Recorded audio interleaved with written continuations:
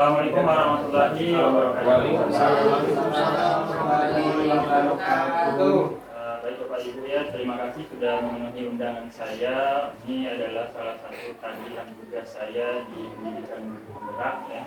Jadi untuk aksi nyatanya di sini saya ada tugas untuk melakukan penyebaran pemahaman mengenai budaya positif di lingkungan sekolah. Dari itu hari ini saya mengadakan yang namanya diseminasi budaya positif di lingkungan SMA Negeri 2 Pemekal Utara. Itu saya selipkan komunitas belati ya, jadi harapan saya nanti bisa dibuatkan sertifikatnya ya. Jadi nanti akan saya bicarakan lagi dengan penyelenggara komunitas ya, komunitas apa saja yang harus dilakukan untuk menerbitkannya ya. Baik, langsung saja untuk memulai kegiatan diseminasi kita hari ini, marilah bersama-sama kita melakukan basmalah. Baik, untuk acara pertama, mari sama-sama kita mendengarkan sambutan dari kepala sekolah kepada Ibu Yanti. Kami silakan.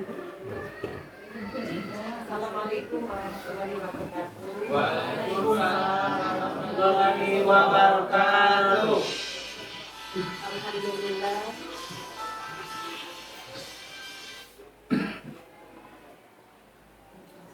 Alhamdulillah yang beralamin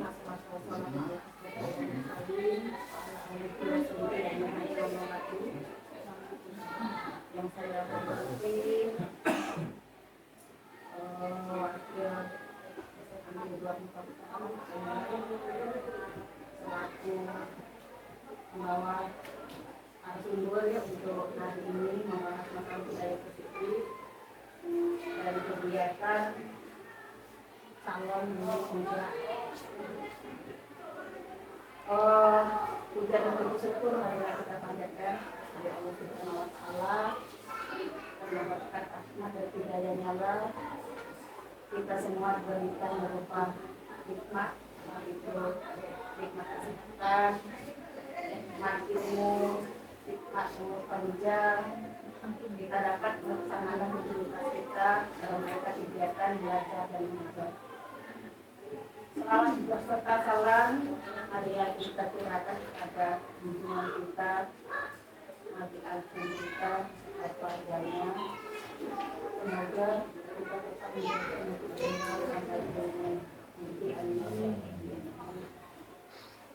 Bapak Ibu yang saya hormati.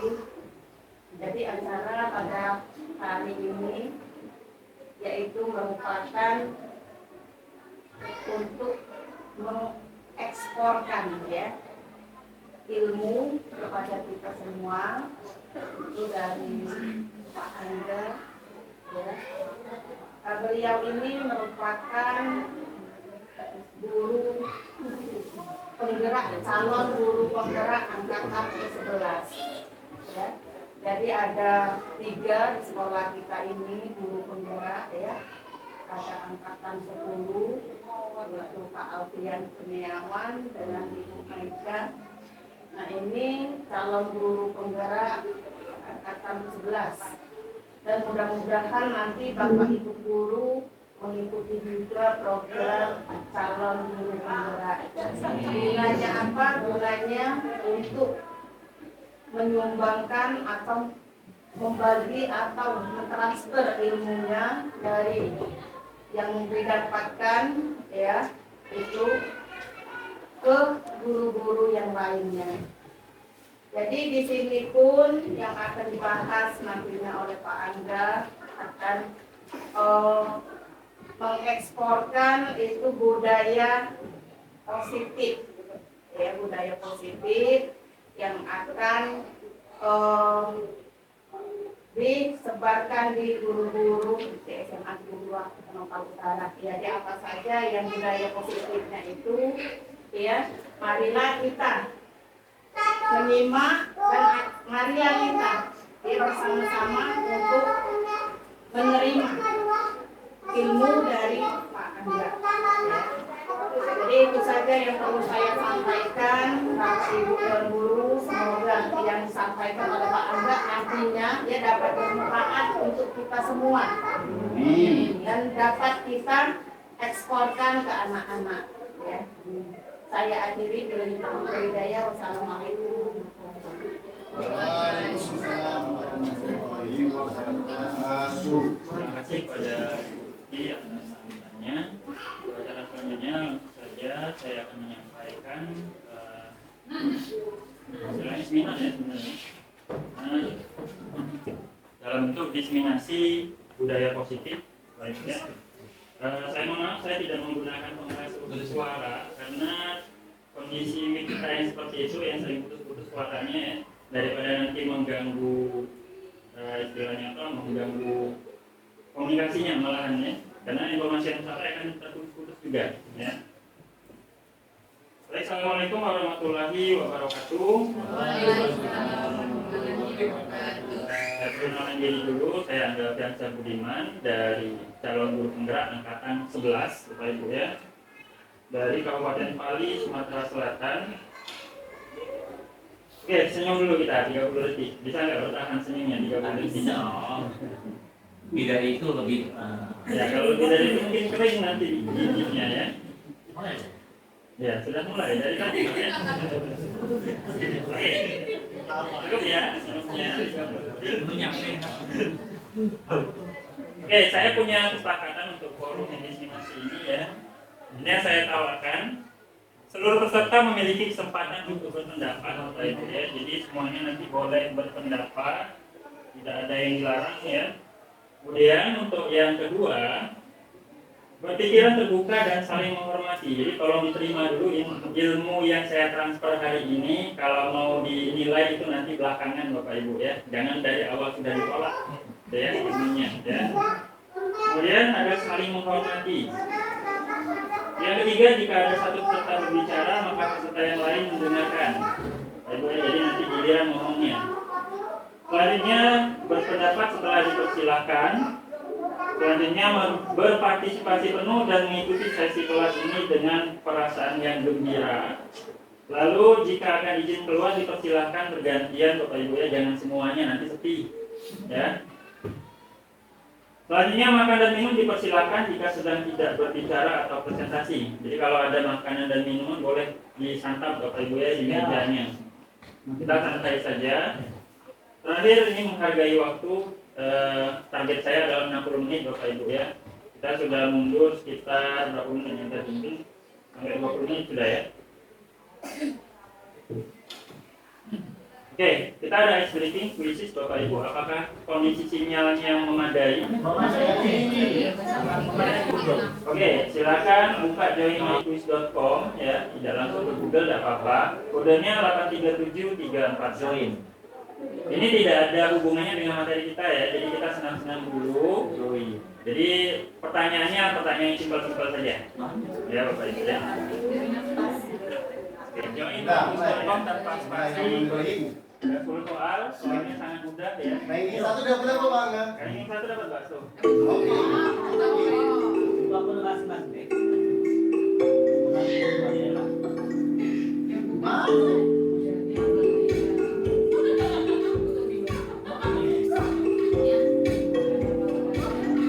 Oke, Ibu Sri sudah menduduki posisi pertama.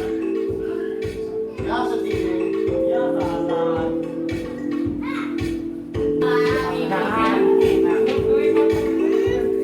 B. Oh,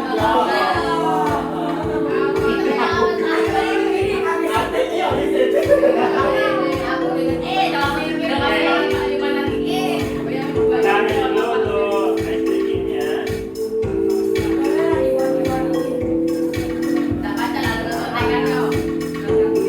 Mana yang salah ini? Kok bisa salah sih ya? Sering ngomong aku di depan malah.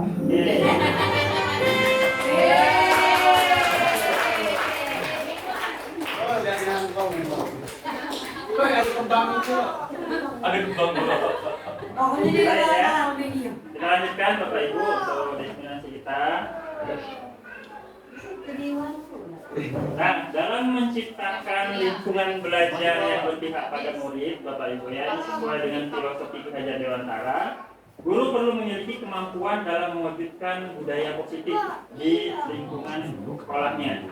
Hal ini dapat terwujud dengan menerapkan konsep-konsep inti dari budaya positif. Konsep intinya ada 6, Bapak Ibu. Yang pertama ada disiplin positif dan juga nilai-nilai kebajikan universal. Yang kedua, motivasi perilaku manusia, termasuk di situ ada hukuman, ada juga konsekuensi, ada juga restitusi. Ya. Yang ketiga ada keyakinan kelas atau keyakinan sekolah. Yang keempat ada kebutuhan dasar manusia. Yang kelima ada posisi kontrol guru, dan yang keenam ada segitiga restitusi. Ya. Akan kita bahas satu persatu, Bapak Ibu. Nah, sebelum ke disiplin positif, kita ada perubahan paradigma dulu, Bapak Ibu. Ya. Coba kita lakukan permainan ini, Bapak Ibu ya, kurang lebih sama dengan yang sudah dilakukan pada saat Pak Alfian dan Bu Nesya, ya. Ada yang berperan sebagai A, ada yang berperan sebagai B. Jadi silakan berpasangan, Bapak Ibu. Yang tidak punya pasangan mungkin bagaimana ya, Pak Alfian? Ya, boleh. Baik, yang duduknya di sebelah kanan itu akan berperan sebagai A. Yang duduk di sebelah kiri akan berperan sebagai B. Kita mulai dari A dulu. A silakan kepalkan tangannya. Di dalam kepala ini ada sesuatu yang berharga. Ya, anggap saja apa yang diimajinasikan oleh Bapak Ibu itu adalah benar, tidak ada kebohongan di sini. Kalau memang di dalam genggamannya ada mobil, berarti di dalamnya ada mobil, Bapak Ibu. Si B akan bertugas membujuk si A ataupun memaksanya bagaimana supaya dia mau membuka kepala tangannya. Ya, bisa dipahami? Saya berikan waktu 30 detik untuk A berperan sebagai penggenggam tangan. Nanti tukar setelah 30 detik B yang menggenggam tangan, yang A yang membujuknya. Ya, baik, kita mulai dari sekarang. Silakan. Di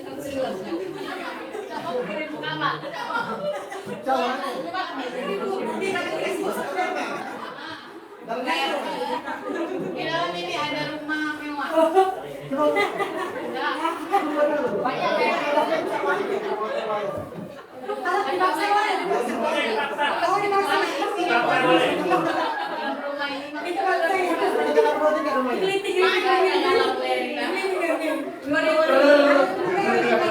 Ya, pakai spitol. Nah, Waktunya habis, silakan tukar peran. Sekarang yang B yang genggam tangan.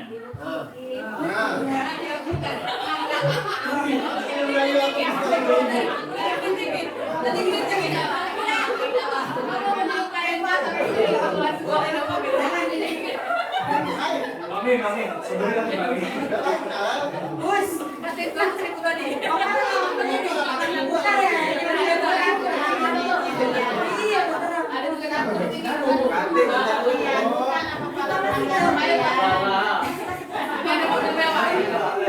Oke, waktunya habis, Bapak Ibu. Adakah yang berhasil membuka tangan tempatnya? Tidak ada ya. Berarti sekarang yang ingin dicari tahu adalah ini kan ada posisi kontrol istilahnya ya. Siapa sebenarnya yang mengontrol si penggenggam tangan ini? Dirinya sendiri ya. Berarti orang yang minta itu nggak bisa mengontrolnya ya. Betul ya, seperti itu. Oke, berarti untuk paradigma sini Bapak Ibu masalah teori kontrol ini sebenarnya sudah paham sebenarnya ya. Mungkin sudah dari yang angkatan 10 kemarin ya sebenarnya. Oke. Selanjutnya Bapak Ibu, di sini ada miskonsepsi dari makna kontrol, Bapak Ibu ya. Jadi ada 4 miskonsepsi di sini. Yang pertama, ilusi guru mengontrol murid. Benarkah guru itu yang mengontrol murid? Bapak Ibu? Tidak. Yang benar yang mana? Iya, siswa mengontrol dirinya sendiri. Kalaupun kita kontrol dan mereka bersedia, artinya mereka mengizinkan kita untuk mengontrol mereka. Ya. Jadi diri mereka sendiri sebenarnya yang mengontrolnya. Ya. Yang kedua, ilusi bahwa semua penguatan positif itu efektif dan bermanfaat. Apakah setiap penguatan positif itu bermakna dan berfungsi positif bagi murid sebenarnya? Ternyata tidak, Bapak Ibu. Ya. Tidak selalu kita puji mereka akan nambah bagus. Tidak selalu seperti itu, Bapak Ibu. Ya, kadang pujian malah bikin mereka down. Kadang hadiah malah bikin mereka down. Ya, nanti kita bahas lebih lanjut. Yang ketiga, ilusi bahwa kritik dan membuat orang merasa bersalah dapat menguatkan karakter. Siswa kita melakukan kesalahan, kita buat mereka merasa bersalah. Tidak selalu dia akan jadi lebih bagus. Ada orang-orangnya. Ya. Kita buat mereka bersalah, malah tambah jauh mereka malah pikirannya negatif terus. Setelah salah disalahkan pula. Ya, itu yang ketiga.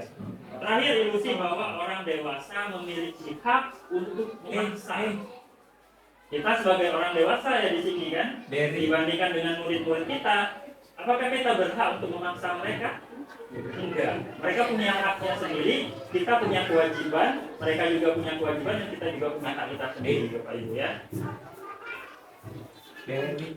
Selanjutnya di sini ada teori kontrol yang saya sebutkan tadi, Bapak Ibu.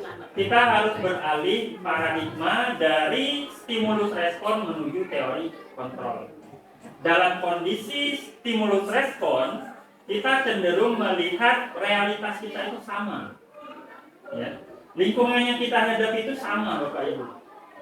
Ternyata tidak seperti itu. Dalam teori kontrol, realitas setiap orang itu beda-beda. Yang tahu perbedaannya siapa? Bukan kita, Bapak Ibu. Ya, kita tidak bisa langsung melihat, oh kita ini tinggalnya di tempat yang sama, otomatis pasti realitasnya sama. Enggak, mereka pasti punya latar belakang yang berbeda. Ya. Yang kedua, ada semua orang melihat hal yang sama kalau di stimulus respon. Enggak, sudut pandang itu ada. Ya, setiap orang punya sudut pandang yang berbeda.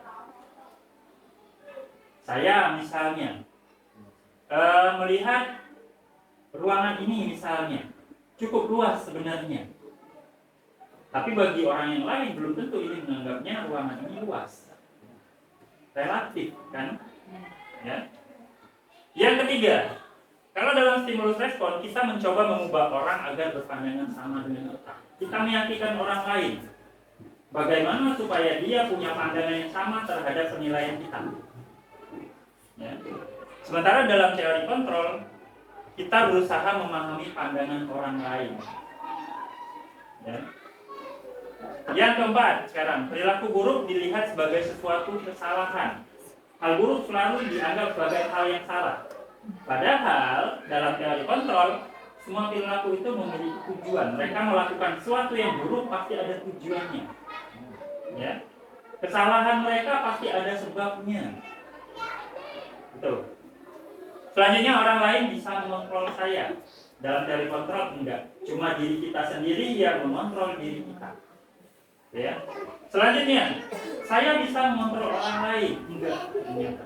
Dalam teori kontrol, kita nggak bisa mengontrol orang lain. Kita nggak bisa mengontrol siswa. Kalau mereka maunya hari itu nggak sekolah, mereka nggak akan sekolah, Bapak Ibu. Kita nggak bisa maksa mereka supaya sekolah. Ya. Selanjutnya, pemaksaan ada pada saat rujukan gagal. Ketika dibujuk, nah kamu sekolahlah. Nggak mau, pokoknya nggak mau, akhirnya dipaksa. Harus sekolah. Tapi akan ada efeknya. Jadi kita beralih dari sana ke teori kontrol, kolaborasi dan konsensus menciptakan pilihan-pilihan baru. Kita ajak diskusi, ada nggak pilihan lain? Ya. Selain pemaksaan, selain apa tadi pokoknya. Terakhir, model berpikir menang kalah. Kalau dalam stimulus respon, yang benar menang, yang salah kalah. Harus seperti itu. Dalam teori kontrol, dua-duanya menang dan menang. Gimana ceritanya kok bisa menang dan menang? Yang salah kok menang, yang benar ikut menang. Ya, nanti akan ada di dalam restitusi. Nah, kita masuk ke disiplin positif ya. Dalam rangka menciptakan lingkungan positif, salah satu strategi yang perlu kita tinjau adalah penerapan disiplin sekolah kita. Apakah telah efektif? Apakah masih perlu ditinjau kembali, Bapak Ibu, disiplin di sekolah kita? Kira-kira? Perlu ditinjau kembali. Sekarang apa sebenarnya disiplin itu? Perlu ditinjau, tapi anti disiplin sendiri harus kita pahami lagi. Apa itu disiplin? Iberi? Apa Iberi? Kira-kira? Taat peraturan. Pak ya? Disiplin. Nah, Berarti mengikuti aturan sesuai dengan tempatnya. oke. Ada lagi? Pak Emen, disiplin apa Pak Emen kira-kira? Taat dan patuh kepada aturan. Yang lain, apakah setuju? Setuju, ya. Karena memang cenderung disiplin itu taat pada aturan. Sekarang gini, kita punya aturan yang mana kalau bawa motor harus pakai helm. Kira-kira konsekuensinya kalau nggak pakai helm apa? Kena tilang. Berarti kita pakai helm untuk menghindari kena tilang. Betul seperti itu? Betul seperti itu? Untuk melindungi kepala, berarti alasannya adalah keamanan dan kesehatan. Ya. Jadi begini Bapak Ibu. Kalau misalnya disiplin positif ini sudah diterapkan, maka orang-orang akan memakai helm karena nggak mau kepalanya pecah. Bukan karena nggak mau ditilang. Otomatis walau nggak ada polisi, mereka tetap pakai helm. Inilah tujuan dari budaya positif Bapak Ibu. Kita ingin siswa kita disiplin bukan karena sesuatu yang datangnya dari luar, bukan karena menghindari hukuman, bukan karena mau dapat hadiah, tapi dari dalam dirinya. Sadar sendiri dia, kenapa harus datang tepat waktu, kenapa harus mengerjakan tugas, ya. Mereka mengerjakan tugas karena sadar posisinya sebagai siswa adalah untuk belajar. Dapat nilainya dari mana nanti kalau nggak mengerjakan tugas? Bukan karena mereka mengerjakan tugas itu supaya istilahnya tidak dapat hukuman dari guru, ya, atau dapat hadiah gara-gara nilainya tinggi, bukan. Ya, jadi disinilah posisi disiplin positif ini harus dikaji ulang lagi di sekolah kita, Bapak Ibu, ya. Karena cenderung anak-anak kita ini menuruti peraturan itu karena takut dihukum atau dapat hadiah. Belum dari dalam dirinya, belum dari kesadaran diri. Ya. Jadi tujuan dari disiplin positif adalah menanamkan motivasi pada murid-murid kita, yaitu menjadi orang yang mereka inginkan dan menghargai diri sendiri dengan nilai-nilai yang mereka percaya. Ini saya tebalkan nilai-nilai yang mereka percaya. Sebelumnya saya sempat menyebutkan nilai-nilai kebajikan universal, ya. Jadi di dunia ini sebenarnya ada nilai-nilai yang diyakini oleh semua orang yang sebenarnya sama, berlaku secara universal. Seluruh dunia itu sama. Tapi perumusannya terkadang berbeda. Dalam pramuka misalnya, Pak Nigra, apa nilai-nilai yang biasanya disebutkan anak-anak itu? Nah, ya. Dharma pramuka, ya. Biasa Dharma pramuka, 10 Dharma pramuka. Ada 10. Mulai dari takwa pada Tuhan yang Maha Esa sampai yang terakhir itu suci dalam pikiran, perkataan dan perbuatan. Jadi dalam pramuka itu nilai-nilai kebajikan yang mereka percayai. Kalau kita di sekolah, ada yang namanya profil pelajar Pancasila. Inilah nilai-nilai yang diyakini yang seharusnya dianut oleh anak-anak kita. Kita juga. Kenapa kita juga? Kalau kita nggak bisa menerapkan nilai profil pelajar Pancasila ini, bagaimana mereka mau? Kita saja nggak bisa, ya kan? Jadi untuk karakter profil pelajar Pancasila itu kita juga harus ikut Bapak Ibu, ya, menerapkannya dalam kehidupan kita sehari-hari, supaya mereka bisa nyontoh dari kita. Nah, untuk profil pelajar Pancasila kita tahu ada 6 dimensi Bapak Ibu, ya. Yang pertama beriman, bertakwa kepada Tuhan Indonesia dan berakhlak mulia, ada mandiri, binekaan global, gotong royong, kreatif dan bernalar kritis. Setiap perilaku yang istilahnya memiliki nilai kita kaitkan dengan profil pelajar Pancasila ini. Nah, yang kedua ada motivasi perilaku manusia. Setiap orang pasti punya motivasi dalam bertindak, Bapak Ibu. Ya. Di sini ada 3 motivasi perilaku manusia. Yang pertama untuk menghindari hukuman atau ketidaknyamanan. Yang kedua ini untuk mendapatkan imbalan atau penghargaan dari orang lain. Yang ketiga menjadi orang yang mereka inginkan dan menghargai diri sendiri dengan nilai-nilai yang mereka percaya. Jadi untuk yang nomor 1 dengan 2 ini faktor eksternal, Bapak Ibu, dari luar diri. Sementara yang ketiga faktor internal dari dalam dirinya. Nah, di sini ada hukuman dan konsekuensi, Bapak Ibu. Kira-kira ada yang tahu nggak beda hukuman dengan konsekuensi? Kira-kira? Hukuman. Gimana? Itu Alfian. Enggak, Alfian enggak. Kalau Pak Alfian pasti sudah tahu ini. Enggak tahu coba. Coba. Ya, boleh Pak Alfian. Mungkin Pak Dian mau dengan langsung. Iya. Kalau hukuman itu sesuatu hal yang bersifat menyiksa, ya biasanya orang yang kena hukuman itu akan terintimidasi dan akan merasakan ketertindasan dalamnya. Sedangkan kalau konsekuensi itu adalah suatu situasi yang harus diterima oleh pelanggar, namun itu sesuatu yang disepakati secara bersama sehingga yang bersangkutan itu tidak merasakan penderitaan sekuat dari orang yang mendapatkan hukuman itu sendiri. Wah.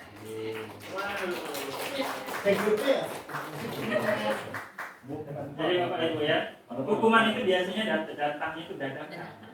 Ya. Atau mereka terlambat disuruh lari gitu. Itu hukuman. Ya, itu hukuman Bapak Ibu. Ya. Biasanya tidak ada tidak relatif dengan ininya, kesalahannya biasanya. Kalau konsekuensi sudah ada perjanjian dulu. Ya. Kamu kalau terlambat mengumpulkan tugas, maka konsekuensinya apa? Ya. Maka ketika dia terlambat, maka konsekuensi itu harus dia terima. Dia sadar konsekuensinya dari awal. Itu bedanya konsekuensi dengan hukuman. Ya. Di sini ada kasus Bapak Ibu ya.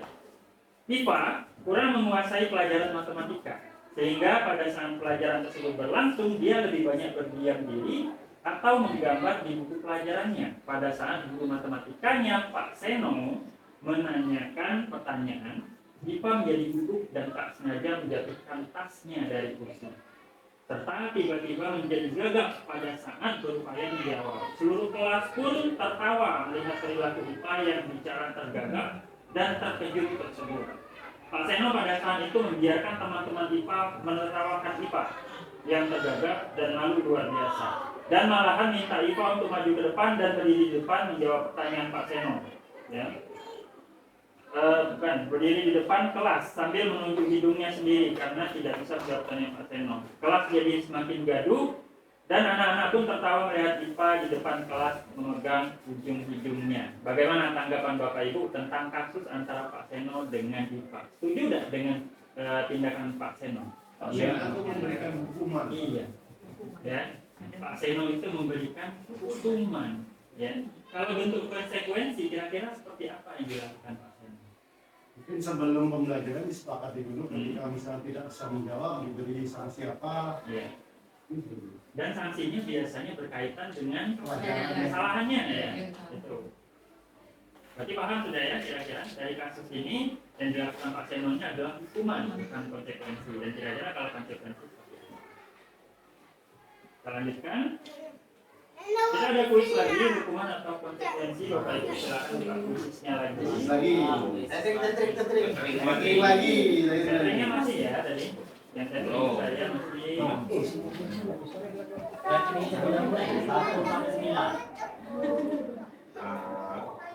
Oke, kita mulai ya.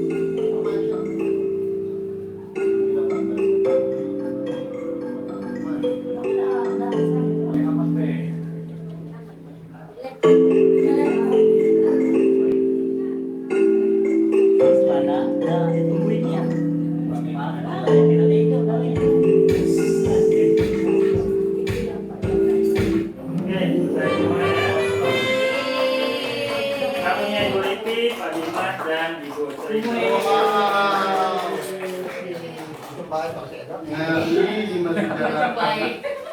Karena aku berarti ada dari tadi. Jadi dari kuis tersebut Bapak Ibu sudah bisa menilai sendiri bagaimana pandangan dari Bapak Ibu terhadap sebuah kondisi ya. Kondisi yang diperlihatkan dalam kuis tersebut. Baik, kita lanjutkan. Iya. Nah, di sini ada istilah dihukum oleh penghargaan Bapak Ibu. Ya. Jadi tidak setiap penghargaan yang kita berikan kepada murid itu memberikan efek positif. Ya. Di sini ada 8 bentuk dari dihukum oleh penghargaan. Yang pertama ada pengaruh jangka pendek dan jangka panjang. Misalnya kayak gini Bapak Ibu. Kita memotivasi siswa, memotivasi murid untuk berperilaku bagus dengan hadiah. Misalnya, itu hanya akan bertahan ketika kita memberikannya hadiah. Ketika enggak lagi ngasih hadiah, balik lagi Kak. Ya, jadi efeknya jangka pendek, Bapak Ibu. Tidak ada efek jangka panjangnya kalau kita memberikan hadiah untuk motivasi siswa atau murid. Ya.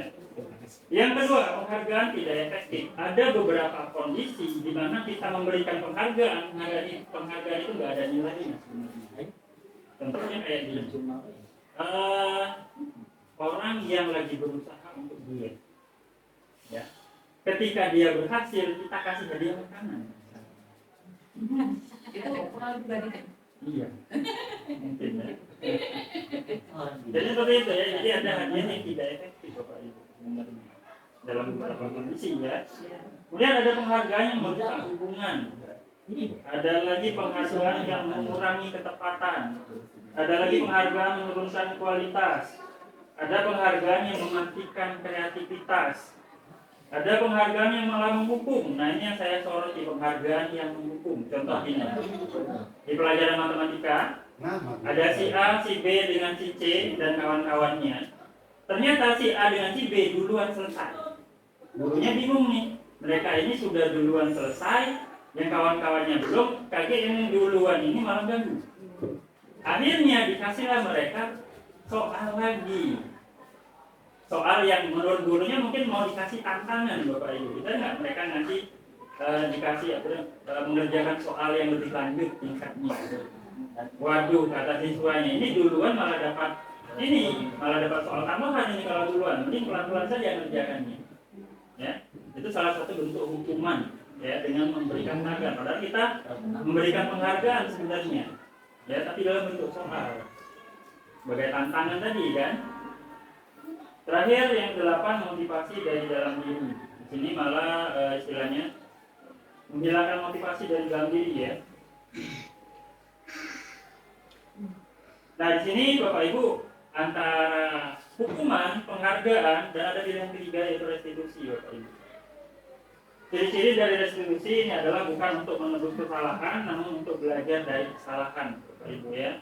Jadi kalau misalnya siswa ini bersalah dengan temannya, maka dia harus memberikan penebusan kesalahan. Contoh, mereka lagi main bola di lapangan. Ya. Tahu-tahu, ya cara anak main bola kan kadang sampai nari-nari baju misalnya kan. Ada salah satu temannya yang kancingnya copot sampai 3 sekaligus. Marah sama temannya. Nanti kalau pulang ke rumah dia kena marah mamanya soalnya.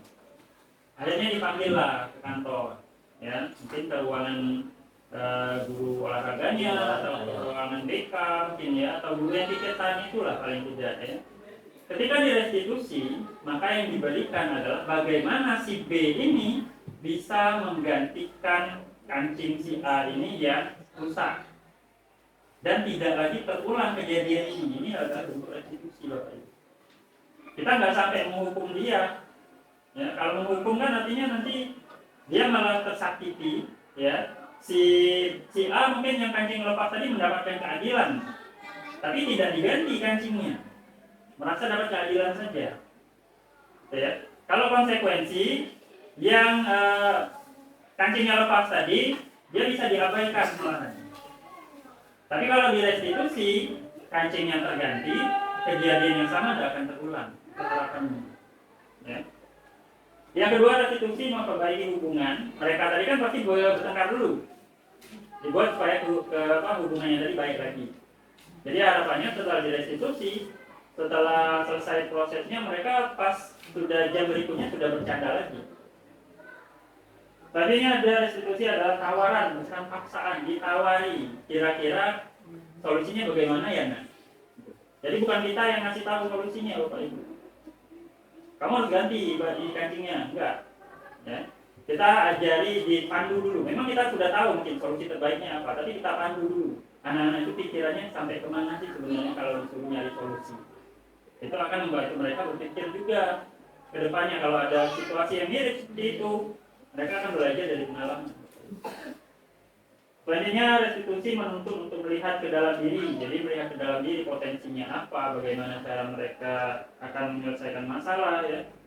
Selanjutnya mencari kebutuhan dasar yang mendasari tindakan. Kita harus menggali Bapak Ibu. Kenapa dia bisa melakukan hal tersebut? Kita gali dulu alasannya. Contoh, kayak siswa kita yang sering terlambat misalnya. Pasti ada alasan di balik dia terlambat. Jangan kita fokus ke kondisi dia terlambatnya. Tapi kita gali dulu apa yang menyebabkan dia terlambat dan bagaimana mengatasi supaya hal ini tidak lagi terulang sehingga dia tidak perlu terlambat lagi. Ya. Kemudian restitusi diri adalah cara yang paling baik. Kemudian lagi fokus pada karakter bukan tindakan. Restitusi itu menguatkan. Restitusi fokus pada solusi. Restitusi mengembalikan murid yang berbuat salah pada kelompoknya. Biasanya dalam sebuah kelompok, kalau ada siswa yang salah, kita pisahkan dia dari kelompok. Betul ya Bapak Ibu? Biasanya seperti itu ya. Misal, lagi baris nih, ada satu yang nggak pakai topi, dipisahkan buat barisan sendiri. Nah, kalau direstitusi Bapak Ibu, bagaimana supaya dia ini bisa diterima lagi oleh kelompoknya? Kan tadi dia dikasih dibimbing ya, bagaimana mencari solusi. Jadi nanti berikutnya dia tidak akan lagi istilahnya ada bawa topi. Kalau direstitusi, jadi nanti dia akan kembali diterima lagi oleh kelompoknya. Murid yang biasanya nakal misalnya, ya, yang suka majai kawannya, itu biasanya akan kita pisahkan. Anggap saja misalnya kita keluarkan dari sekolah atau bagaimana, ya, atau diskors dulu lah, anggap. Tapi kalau dalam bentuk restitusi, dia akan istilahnya diajak ngobrol, digali dulu apa yang menyebabkan dia sering majai itu. Ya. Setelah tahu latar belakangnya apa, kita akan membimbingnya untuk mencari solusi. Jadi setelah itu dia tidak akan lagi majai. Jadi diterima lagi lah dia oleh kelompoknya. Selanjutnya ada keyakinan kelas atau keyakinan sekolah, Bapak Ibu. Ini berkaitan dengan nilai-nilai yang dibagikan tadi. Mungkin ada beberapa yang sudah membuat keyakinan kelas. Saya sudah tanya-tanya juga dengan murid kita. Ada beberapa yang sudah membuat keyakinan kelas. Di sini peran guru adalah mewujudkan terbentuknya keyakinan sekolah atau kelas dengan adanya kesepakatan antara guru dan murid. Yang namanya keyakinan, Bapak Ibu, itu disusun bersama murid. Bukan kita yang mengeluarkan sendiri. Kalau kita mengeluarkan sendiri, artinya itu peraturan. Ya. Kalau disusun bersama murid, maka itu akan jadi keyakinan kelas. Kenapa disebut keyakinan kelas? Karena itu berisi keyakinan dari murid-murid dan gurunya sendiri mau jadi kelas yang seperti apa itu. Makanya disebut keyakinan kelas. Keyakinan kelas ini penting untuk restitusi. Kenapa? Ketika kita merestitusi, kita akan mengembalikannya ke keyakinan mereka. Keyakinan apa yang mereka langgar? Karena mereka sudah sepakat tuh keyakinan ini yang harus diterapkan di kelas, tapi mereka ternyata tidak menerapkannya, malah melanggarnya. Jadi kita kembalikan itu fungsi dari keyakinan kelas berada di sini. Selanjutnya ada keyakinan sekolah atau kelas berupa pernyataan-pernyataan universal, Bapak Ibu, bukan sesuatu yang langsung menjurus ke tindakan. Misal, jangan buang sampah sembarangan, itu kan sudah peraturan ya, karena dia konkret. Ini agak abstrak dikit. Ya. Misal, jagalah kebersihan. Bertanggung jawab misalnya, itu adalah bentuk-bentuk dari keyakinan kelas. Ya. Nah terus jangan banyak-banyak, karena biasanya kita di kelas adalah orang 36 ya. Kita akan mengumpulkan orang 36 ini, nanti hasilnya mungkin cuma 3 keyakinan kelas atau 4. Nanti sepanjang perjalanan waktu bisa ditambah Bapak Ibu. Ya, bisa dikaji lagi keyakinan kelasnya. Nah ini contoh keyakinan kelas ya, ada keyakinan kelas 9C. Ini ada bekerjasama menjaga kebersihan kelas. Itu nggak ada istilahnya di situ tertulis buanglah sampah pada tempatnya, nggak ada. Karena dalam bentuk keyakinan ya, bukan peraturan. Ya. Nah di sini ada video ketika saya membuat peraturan keyakinan kelas bersama anak-anak IPA. Sudah semua? Dan belum? Ini sebenarnya ini adalah ya, karena di awal ternyata videonya berarti. Jadi di sini saya sudah membagikan sticky notes untuk mereka nulis peraturan kelas dulu. Mereka ingin ada aturan apa di kelas itu? Itu langkah utamanya. Nanti ditempel di depan, kita kelompokkan. Jadi kelompokkan berdasarkan tema yang sama dari peraturan yang mereka buat. Yang pertama, jangan membuat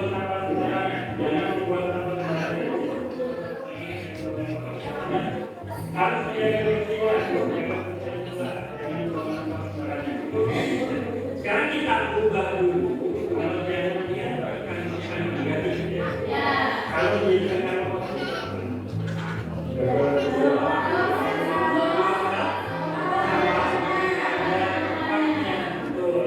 jadi tahap yang kedua, peraturan itu biasanya ada kata-kata dilarang, misalnya jangan. Kita harus mengubahnya semuanya itu jadi kalimat positif. Misal, jangan buang sampah sembarangan, maka diubah jadi buanglah sampah pada tempatnya. Kita positifkan dulu kata-katanya. Ya. Jadi, nah ini jadi saya tuliskan bentuk kata-kata positifnya.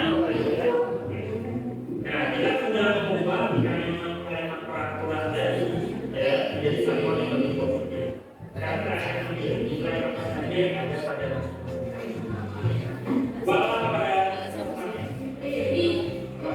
selanjutnya baru kita ambil intisari dari setiap kalimat positif tadi menjadi keyakinan.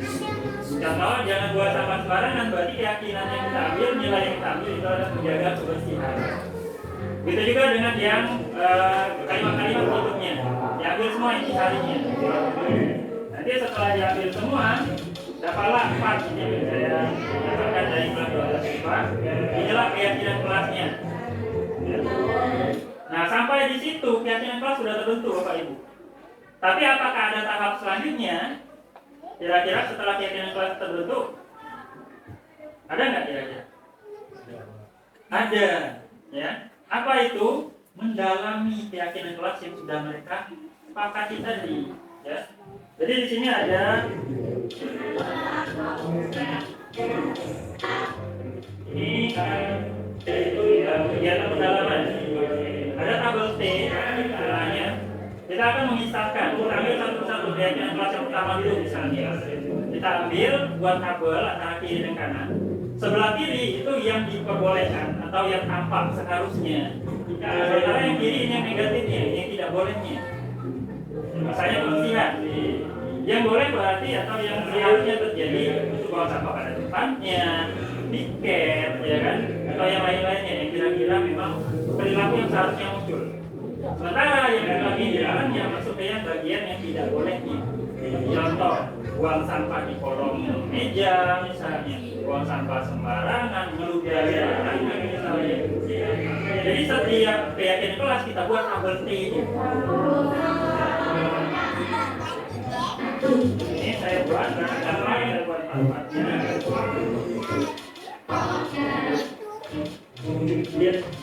Nah, ya, saya buat tempatnya. Jadi dengan harapannya seperti ini, keyakinan murid itu tahu mana yang seharusnya dilakukan, mana yang tidak seharusnya dilakukan. Selanjutnya ada tabel Y. Tabel Y ini lebih ke harapan kita dari semua keyakinan kelas itu apa yang mau kita dengar dari mulut mereka.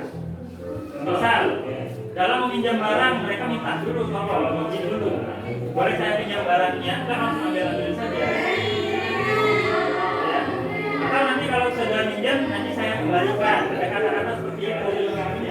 Kalau pinjam saja, izinnya pinjam, tapi nggak pernah kembalikan, ini nggak bagus itu kan. Terus juga ada di tabel ini kan ada 3 sisi ya, ada 3 bagian, yang ini terdengar, yang ini terlihat. Penampakan di mata kita itu tindakan visual seperti apa. Kemudian yang selanjutnya ada perilakunya. Walaupun nggak kelihatan oleh kita harapkan perilakunya seperti apa Bapak Ibu. Terus yang dalam selanjutnya ada tugas saya dan tugas kamu. Kita saya di sini berarti guru ya, kamu di sini berarti murid. Mana yang merupakan tugas dari guru, mana yang merupakan tugas dari murid, mana yang bukan tugas dari mana yang bukan tugas murid. Jadi kita jelaskan ya, kita bahas dengan anak-anak ya. Bahannya nggak banyak sekali Bapak Ibu ya, bisa diulang-ulang ada interval waktunya. Jadi diingatkan terus dari pakaian ini dan juga bahan mengenai boleh kita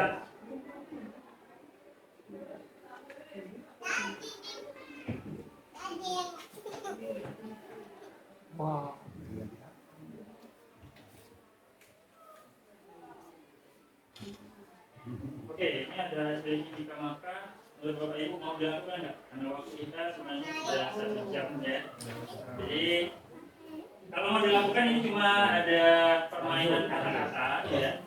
Orang pertama akan menyebutkan jika apa, maka orang selanjutnya harus memberikan lanjutannya, maka akan melakukan apa. Ya, tidak makan. saya akan tunjuk satu persatu bahwa saya menyebutkan. Mungkin dari Ibu Riti dulu, jika apa Ibu Riti? Jika aku lapar, maka aku makan. Maka Ibu Mesia, Jika saya pusing, Bu Kiki, saya minum. Maaf ya, Jika saya mengantuk, Pak Dimas, Saya akan tidur. oke, Pak Yamin, jika saya terlambat pergi ke sekolah, Maka saya akan bolos. Ibu Eri, Jika saya lelah, maka saya akan istirahat.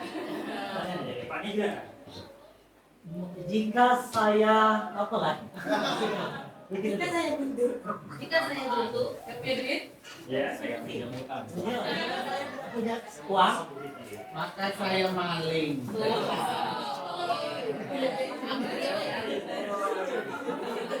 oke, selanjutnya saya Anil Pakar ya. Jika saya jadi presiden, Saya jadi wakil. Saya akan memimpin rakyat, memimpin negara ini dengan sesungguh-sungguhnya.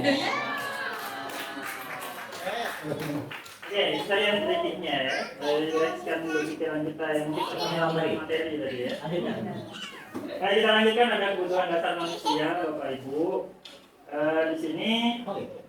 kenyataannya ketika seorang murid melakukan suatu perbuatan yang bertentangan dengan nilai-nilai kebajikan atau melanggar peraturan, itu sebenarnya dikarenakan mereka itu gagal memenuhi kebutuhan dasar mereka. Pasti ada kebutuhan mereka yang tidak terpenuhi, maka dia melakukan pelanggaran. Ya. Sini ada video, mungkin kita skip saja Bapak Ibu ya, karena waktu. Ini ada kasus Bapak Ibu. Ibu Ambar, guru wali kelas 2A di SD Pelita Hati, sedang bingung menghadapi ulah salah satu muridnya. Ya. Jadi muridnya namanya Doni. Doni ini galak ngambil bekal kawannya. Memang itu. Ya. Mama kalau Kalau kan ganti, ini. saya belum. Ya, si Doni ini galak ngambil bekal-bekal kawannya. Jadi menurut Bapak Ibu, jika Bapak Ibu sebagai Ibu Ambar, ya, apa yang Bapak Ibu lakukan? Terus menurut Bapak Ibu, kira-kira apa yang alasan Doni melakukan hal tersebut? Mungkin Ibu Eri, kira-kira kenapa Doni ini? Terus apa yang langkah yang diambil oleh Ibu Eri? mungkin si Doni ini lapar ya, makanya dia ngambil bekal. Mungkin. Iya. Mungkin dia lapar. Lagi? Nggak bawa bekal, jadi dia ambil ya kawannya. Terus yang tadi yang ambil. Makanan. Ya, tanyakan dulu. Tanya dulu sama Doni ya, kenapa dia ambil ya? Itu ya, menurut Ibu Eri seperti itu. Mungkin menurut Pak Ambar, Pak Dimas mungkin. Kembali juga. Ya. Ya mungkin sama kayak dari tadi, mungkin yang dilakukan Doni itu mungkin lagi lapar Pak. Makanya dia mengambil makanan dari Teman-temannya. teman-temannya. Yang dilakukan guru BPOL adalah mungkin bertanya dulu ke Doni, kenapa melakukan hal seperti itu. Jadi kan nanti dijawab oleh Doni mungkin lapar atau cuma pengen saja gitu Pak, mau jual makanan temennya. Yang saya pertanyakan Pak, kenapa teman-teman yang mau ngasih makan? Berarti Don ini karakter yang Dikasih ya. Iya, baru dikasih. Ya, karena temennya ngasih di situ. Iya. Tapi Doninya suka ngambil makanan temennya. Kan dia Maling tidak dilarang. berarti Don ini wataknya memang. maling. Nah, silakan dianalisis. Ini Pak Ian. Silakan Pak. Oke, jadi Kemungkinan. namanya ngambil di situ kan ada dua kemungkinan, bisa ngambil tanpa sepengetahuan, bisa ngambil dengan sepengetahuan. Jadi alangkah lebih baiknya Bu Ambar ini diobservasi dulu, cari tahu dulu Baik. perkara ngambil makanannya dengan sepengetahuan atau tanpa sepengetahuan. Oke. Ketika misalkan tanpa sepengetahuan yang punya, artinya di situ sudah dikatakan maling, artinya loh. Nah, maka Bu Ambar harus menasehati secara langsung, panggil siswa itu. Dia tahu kan Itu tahu kan memaksa. dengan paksa memaksa. Nah, Jadi ketika misalnya dia ngambilnya sudah tahu tapi memaksa, nah berarti di situ sudah melanggar keyakinan kelas, misalnya pemaksaan tadi. Maka ya setidaknya ketika kita ada keyakinan kelasnya harus ada konsekuensinya tadi. Kalau Jadi ya, saya berarti- lagi, Pak. Kalau saya ya. berbeda lagi, kalau saya ini kembali ke orang tua dia, Pak. Jadi kan mungkin kurang perhatian, kenapa Mungkin. anak ini tidak dibawa ke surga? Nah, benar. Jadi Tidak sudah lama. di Kembali ke orang tuanya, kenapa nggak dikasih bekal anaknya? ini memang salah tuh orang tuanya berarti ya. Iya. Mana-mana tuh tapi Doni ini bapak bekal nggak? Solusinya Iya, Doni. Emang Doni ini ada Karena ada ini Bapak Ibu ya. Ada ini. Kebutuhan dasar manusia ini ada 5 Bapak Ibu. Yang pertama ini kebutuhan biologis, bertahan hidup. Ya, di mana-mana orang makan supaya bisa bertahan hidup, bukan hidup untuk makan ya. Nah, yang sisanya yang 4, 2, 3 dan 4 ini kebutuhan psikisnya. Ada kebutuhan untuk butuh kasih sayang atau butuh perhatian. Ada butuh penguasaan. Penguasaan ini maksudnya pengakuan atas kemampuannya. Ya. Ada lagi kebebasan. Terakhir ada kesenangan. Ya. Kalau alasannya lapar, ya, mungkin di rumah itu nggak ada makanan, orang tuanya nggak sempat nyiapkan, maka dia akan memenuhi kebutuhan bertahan hidupnya. Kalau dia kelaparan. Ya. Yang kedua, ya, bisa jadi ditambahkan ke situ masalah kurangnya kasih sayang atau kurang perhatian. Dengan dia mengambil makanan kawannya, nanti kawannya kan melapor ke gurunya, gurunya manggil dia, saya diperhatikan nih, ya. Ada siswa seperti itu. Yang ketiga, butuh penguasaan. Maksudnya nih pengakuan atas dirinya itu punya kuasa loh. Maksa aku ngambil preman, bebas. Nah, itu pengakuan itu. ya. Selanjutnya kebebasan. Contoh ini ya. Kebebasan ini biasanya kepada pilihan Bapak Ibu. Bekal dari rumahnya tiap hari nasi putih, telur ceplok, kecap sudah. Dia pengen yang lain. Ambillah punya kawannya. Oh. Inilah kebutuhan akan kebebasan. Kebebasan ini bukan sekedar rendah maksudnya Bapak Ibu ya, tapi kebebasan untuk menentukan pilihan. Dia mau milih tuh. Kita ngajar di sekolah misalnya ceramah terus tidak ada kegiatan lain misalnya, nanti anak-anak jadi bosan. Mereka butuh kebebasan, makanya mereka gak ngantuk gitu nah. Ya. Karena bosan artinya mereka butuh kebebasan. Ya. Oh. Terakhir kesenangan. Butuh kebebasan. Senangan ini kalau ngambil dari contoh Doni tadi, mungkin dia senang diairi kawan-kawannya. Muncul rasa senang ketika dia mengambil kawannya juga gitu. Nah, Zaid ini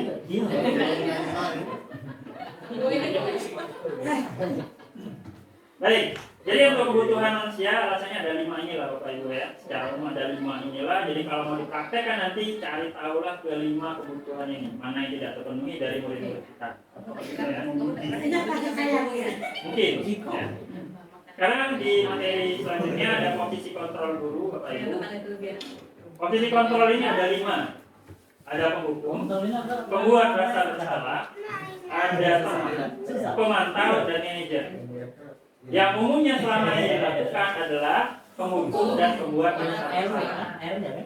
Siswa salah langsung dihukum atau buat mereka merasa bersalah.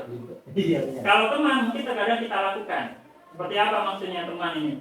Kita melakukan pendekatan, mensamakan level kita dengan siswa, dengan murid. Ya. Tolonglah, inilah, itulah. Jadi sebagaimana bisa kita memposisikan kita sejajar dengan murid. Oh, kalau pemantau, di sini posisi kita adalah hanya mengamati, tidak langsung ambil tindakan saat itu enggak. Nanti setelah sudah kita mengamati baru kita panggil. Itu pemantau. Ya. Biasanya fokusnya juga ke solusi, tapi tidak langsung. Tapi kalau terakhir, yang pilihan terakhir yang manajer ini, biasanya dia langsung ngasih arahan saat itu juga tapi berkelanjutan Bapak Ibu sampai solusinya dapat, sampai mewujudkan supaya si murid ini nggak lagi ngulangi kesalahan yang sama. Ya, sini dengan keyakinan kelas. Gitu ya. Berhubungan dengan keyakinan kelas, betul. Manajer ini ya, kita sebagai manajer kan membimbing. Setiap tahap itu kita dampingi. Ya. Ada videonya ya. Nah, di sini untuk 5 posisi kontrol ini yang paling dianjurkan adalah manajer Bapak Ibu. Di sini bisa dilihat kalau terbaca ya, ciri-ciri dari setiap perlakuan ini, setiap posisi kontrol ini. Kalau sebagai penghukum, perbuatan guru biasanya menghardik, kata-kata kasar, nunjuk-nunjuk ya. Terus kata-katanya biasanya kalau kamu tidak melakukannya, awas ya, rasakan. Terus hasilnya apa? Hasilnya nanti murid itu malah memberontak ya. Pernah nggak lihat murid melawan guru? Karena di posisi penghukum ini mereka bisa berontak, ya. Kemudian menyalahkan orang lain bisa juga. Bukan aku Pak itu yang melakukannya misalnya, atau bohong dia bisa. Ya. Kemudian kaitannya dengan dunia berkualitas. Jadi kita itu ada dunia berkualitas, Bapak Ibu. Segala sesuatu yang kita anggap penting bagi diri kita. Nah, posisi kita akan berada di luar itu. Kita nggak akan dianggap sebagai orang yang istilahnya Berkualitas. bukan berkualitas ya, bukan orang yang dianggap penting gitu oleh siswa kita, ya. Karena kalau kita cuma marah-marah baik ya. Nah itu muridnya berkata nanti, biarkan saja, nanti juga marah-marah. Dampaknya apa? Nanti dia akan ulang lagi kesalahannya. Beda tipis dengan membuat rasa bersalah. Gurunya biasanya ngomongnya nggak sekeras penghukum ya, tapi biasanya nadanya lembut tapi negatif kata-katanya. Misalnya, seharusnya kamu itu kayak gini loh, ibu jadi kecewa. Kamu mau mengecewakan ibu? Mau. Ya, misalnya, kamu nggak malu orang tuamu merasa bagaimana kalau misalnya kamu mengulangi terus, ya kan? Kamu membuat rasa bersalah. Nah hasilnya nanti anak ini akan menyembunyikan kesalahannya. Misal merokok sembunyi-sembunyi dan segala ya kan? Rata-rata siswa ya. Ya. Kemudian menyangkal, nyalakan orang lain juga bisa, berbohong juga bisa. Terus kata-kata yang dikeluarkan murid apa? Maafkan saya Pak, tidak akan saya ulangi lagi. Tapi apa? Masih ulang ya. Terus dia juga akan merasa rendah diri Bapak Ibu. Karena kita salah-salahkan terus tadi, ya. Selanjutnya di sini ada identitas yang berhasil. Kalau tadi identitas siswa itu gagal, yang tengah ini identitasnya mereka berhasil. Ada sebagai teman. Perbuatan gurunya adalah membuat alasan-alasan supaya dia jadi selevel dengan murid, ya, gitu. Dianggap selevel sama muridnya. Ya. Ayolah lakukan sesuatu demi ibu. Masa kamu tidak mau? Ingat nggak ibu? Pernah nggak ibu udah pernah bantu kamu misalnya? Kan? Kemudian hasilnya apa? Nanti muridnya akan ketergantungan. Oke, kalau ketergantungan saja. Kalau dia menganggap kita teman terus gimana? Manja gitu. Iya, manja, betul Pak Dimas. Ya. Murid akan meletakkan guru sebagai orang yang sangat penting di dunia berkualitasnya. Wah, punya bestie guru nih. Ya. Saya pikir Bapak Ibu teman saya, ternyata begitu. Ya. Jadi akhirnya dampak bagi muridnya jadi lemah, tidak mandiri dan ketergantungan. Jadi nanti ya. Selanjutnya ada pemantau. Pemantau ini perbuatan gurunya adalah menghitung dan mengukur. Nama Kibai. Ya. Nama Kibai ya. Kemudian kata-katanya apa? Apa peraturannya? Ingat tidak peraturan sekolah kita? Tapi itu disampaikan bukan pada saat itu ya. Setelah disepikan dulu siswanya.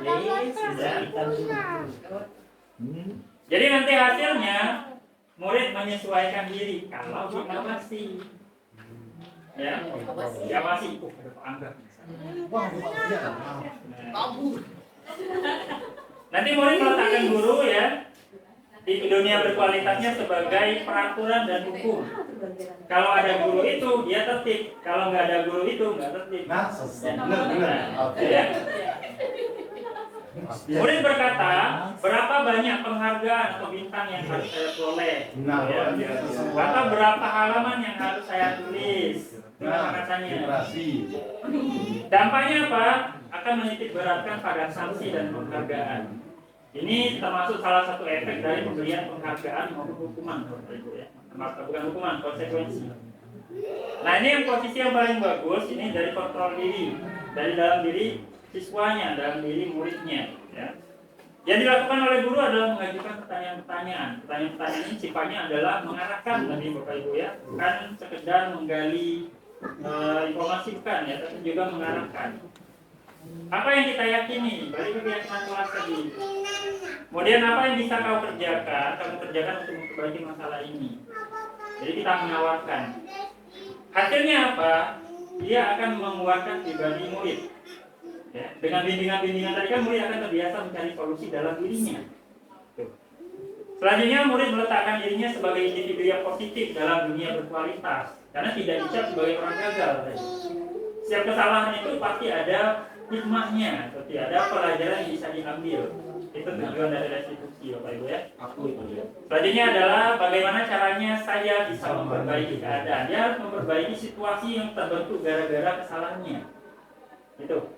Terakhir, dampak pada muridnya dia akan mampu mengevaluasi diri. Aku salahnya di mana? Bagaimana supaya ini nggak bisa terulang lagi? Ya. Terus bagaimana cara memperbaiki diri? Ini ya.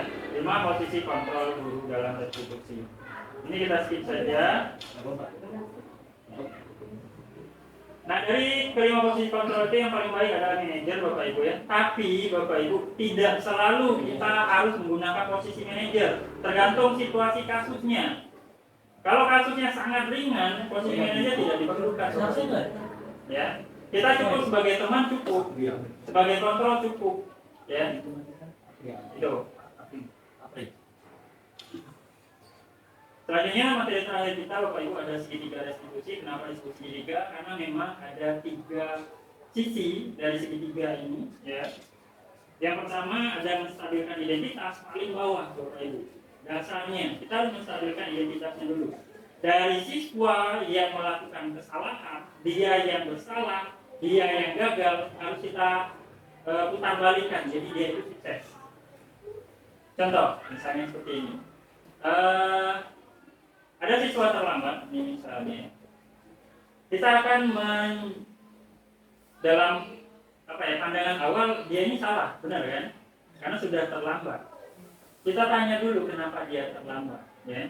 Akhirnya nanti akan ada kondisi di mana dia bisa melakukan hal yang lebih buruk, Bapak Ibu.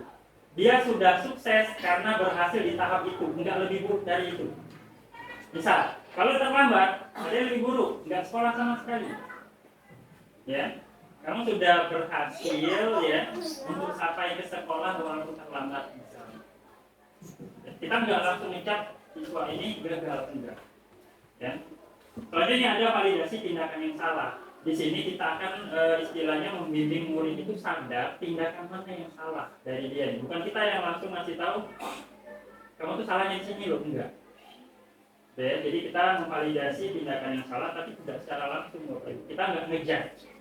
Kita tidak menghakimi. Terakhir menanyakan keyakinan. Kita akan kembali ke keyakinan kelas kita, keyakinan sekolah kita, terus akan dibimbing solusi dari kesalahannya tadi. Bagaimana cara dia akan memperbaiki keadaan. Ya. Nah, di sini ada praktik yang saya lakukan untuk segitiga restitusi. Ini modelnya saya ambil dari kelas 12 ya.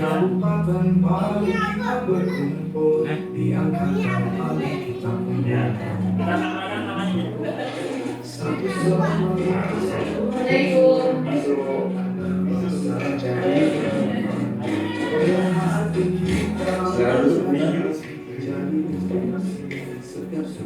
Bunga, Bapak perhatikan akhir ini kamu sering tidak melakukan tugas sekolah. Bunga, Bapak ingin tahu apa yang membuat kamu kesulitan dalam mengerjakan tugas tersebut? Sebenarnya memang Pak, saya sudah menyusun rencana untuk mengerjakannya. Tapi kalau belum dekat waktu pengumpulan rasanya malas Pak. Jadi saya memilih mengerjakannya pas dekat waktu pengumpulan. Tapi ternyata tidak terselesaikan karena banyak tugas dari pengumpulan lainnya. Coba Bunga pikirkan. Menurut Bunga, apa dampaknya kalau Bunga sering terlambat mengerjakan tugas? Saya merasa tidak tenang, Pak. Dan mungkin nilai saya akan menurun. Tapi kamu paham ya sebenarnya apa dampak dari menunda tugas ini ya? Iya, Pak. Bapak paham dengan kesulitan kamu ya. Pertama, memang terkadang kita itu kalau sudah terlalu banyak tugas itu rasanya jadi malas ya. Dan juga di sini ada rencana sebenarnya kan dari Bunga sendiri untuk menyelesaikan tugasnya. Tapi karena adanya tumpukan dari tugas yang lain akhirnya tidak terselesaikan. Sekarang mari kita sama-sama cari solusi untuk masalah ini. Apakah kamu ingat dengan keyakinan kelas yang sudah kita susun? Ingat, Pak. Oke. Keyakinan mana kira-kira yang berkaitan dengan masalah kita? Tanggung jawab pribadi. Oke.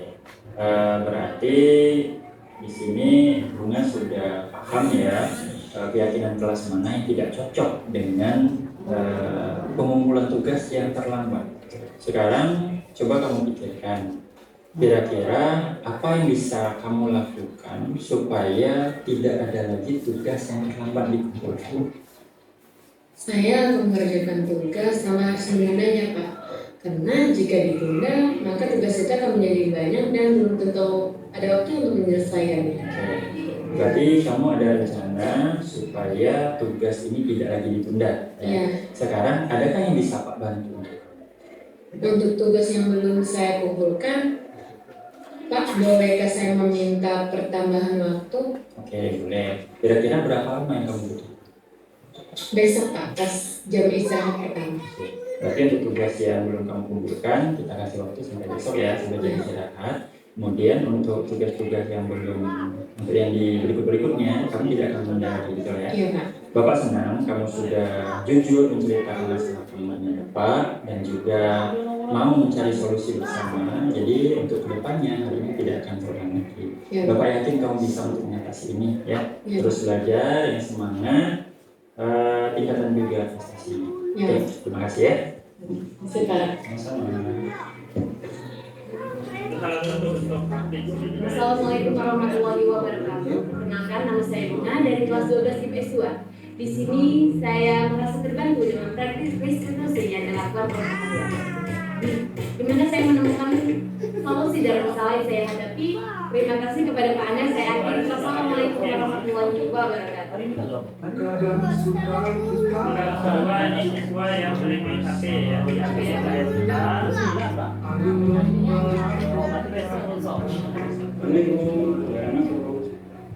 modelnya agak kaku ngomongnya. Udin, terima kasih sudah meluangkan waktu untuk bicara dengan Bapak. Bapak ingin tahu apa yang sebenarnya terjadi sehingga kamu perlu membuka HP di kelas ini.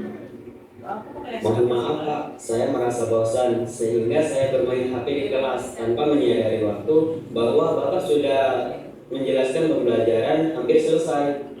Bapak paham situasi kamu ya. Terkadang memang ketika sudah banyak sekali materi yang dijelaskan itu kita merasa bosan. Bukan kamu sendiri kok yang pernah merasa bosan di kelas ya. Hanya saja mungkin untuk penggunaan waktu ini yang jadi masalah ya. Sekarang kita sama-sama cari solusi bagaimana supaya hal ini tidak lagi terjadi di masa depan. Coba pikirkan, menurut kamu tindakan bermain HP di kelas itu apakah sesuai dengan peraturan sekolah kita? Iya Pak, mohon maaf Pak, saya merasa tindakan saya tidak mematuhi aturan sekolah yang melarang murid menggunakan HP pada jam pembelajaran tanpa seizin guru. Lalu kira-kira apa dampaknya kalau kamu main HP di kelas, baik bagi diri kamu sendiri maupun bagi teman-teman? Dari kesadaran saya Pak, tindakan seperti itu membuat saya ketinggalan penjelasan guru dan mengganggu teman-teman yang ada di sekitar. Oke, berarti kamu sadar ya sebenarnya dampak dari main HP ketika guru menjelaskan itu seperti apa. Nah, sekarang bagaimana dengan keyakinan kelas kita? Adakah kira-kira keyakinan kelas kita yang tidak sesuai dengan perbuatan kita? Saya sadar tindakan saya tidak sesuai keyakinan kelas dan juga kesepakatan kelas Pak. Keyakinan kelas yang saya langgar adalah menghormati semua orang, dan kesepakatan kelas yang saya langgar adalah jika ada seseorang berbicara di depan kelas maka yang lain harus memperhatikannya. Nah, sekarang kira-kira ya dari kamu sendiri, apa yang bisa kamu lakukan supaya kejadian ini tidak terulang lagi di masa depan? Saya berjanji untuk mematikan HP saya selama pembelajaran, Pak. Dan untuk mencegahnya menyimpan HP di dalam tas selama jam pembelajaran. Oke, Pak setuju dengan usul kamu ya. Bapak juga senang karena kamu sudah bersedia bicara dengan Bapak. Kita juga sudah diskusikan solusi untuk masalah ini bersama-sama. Pak yakin kamu bisa bertanggung jawab dengan solusi yang sudah kamu tawarkan. Ya. Oke, berarti sekarang hati ini Pak kembalikan, tolong jangan mengganggu ya. Baik Pak, mohon maaf ya. Ya. Terima kasih Pak, terima kasih. Assalamualaikum warahmatullahi wabarakatuh. Baiklah, saya Udin, berasal dari kelas 12 nih Pak. Saya merasa sangat terbantu sekali dengan restitusi yang dipraktikkan oleh Pak Angga. Pada kesempatan ini, saya menyadari bahwa saya melanggar keyakinan kelas dan dibimbing untuk mencari solusi yang mengungkap masalah yang dilakukan oleh saya. Terima kasih kepada Pak Angga. Saya akhiri. Wassalamualaikum warahmatullahi wabarakatuh.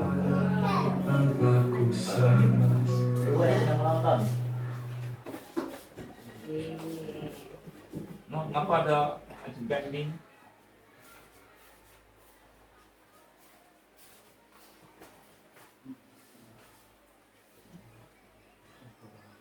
Oke, itulah Bapak Ibu materi yang bisa saya sampaikan hari ini, mulai dari positif, terus ada motivasi perilaku manusia, kesehatan kelas, kebutuhan dasar manusia, 5 fokus kontrol guru, dan juga siswa.